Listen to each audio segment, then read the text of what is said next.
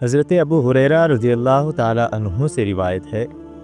کہ رسول اللہ صلی اللہ تعالیٰ علیہ وسلم نے فرمایا، جو مجھ پر ایک بار درود بھیجے اللہ تبارک و تعالیٰ اس پر 10 بار درود نازل فرمائے گا۔ حضرت انس رضی اللہ تعالیٰ عنہ سے روایت ہے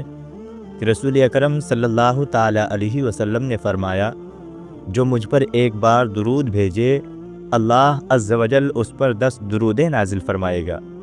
اور اس کی 10 خطائیں محو فرمائے گا اور 10 درجے بلند فرمائے گا۔ امام احمد عبداللہ بن عمرو رضی اللہ تعالیٰ عنہما سے روایت ہے،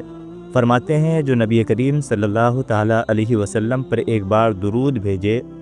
اللہ عز و جل اور فرشتے اس پر 70 بار درود بھیجتے ہیں۔ حضرت انس رضی اللہ تعالیٰ عنہ سے روایت ہے کہ رسول اللہ صلی اللہ تعالیٰ علیہ وسلم نے فرمایا، جو مجھ پر ایک بار درود بھیجے اور وہ قبول ہو جائے تو اللہ تبارک و تعالیٰ اس کے 80 برس کے گناہ محو فرما دے گا۔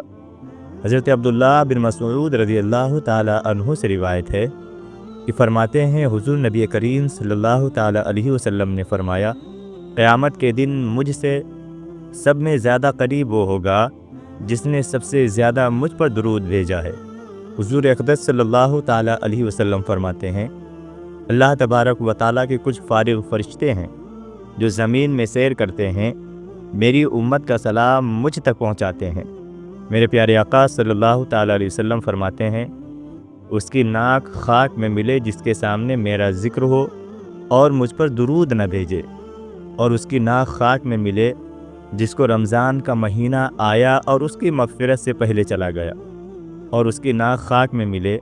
جس نے ماں باپ دونوں یا ایک کو ان کے بڑھاپے میں پایا اور انہوں نے اس کو جنت میں داخل نہ کیا، یعنی ان کی خدمت و اطاعت نہ کی کہ جنت کا مستحق ہو جاتا۔